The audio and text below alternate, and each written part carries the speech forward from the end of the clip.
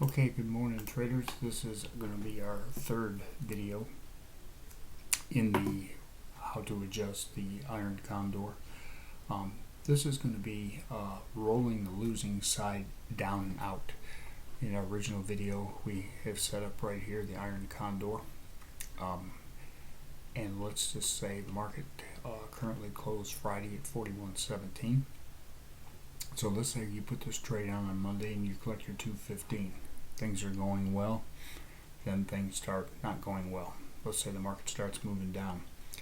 When you get to within your short strike here of 40.50, when you get to within about 10 points of it, what you will do is roll what we call down and out. And this you will buy back the 40, 50, 40, 40 for today. Then you will go to the next day and you will reestablish going down, say, move it down 15 points, the short strike down to 40.35, and then you will widen it to 15.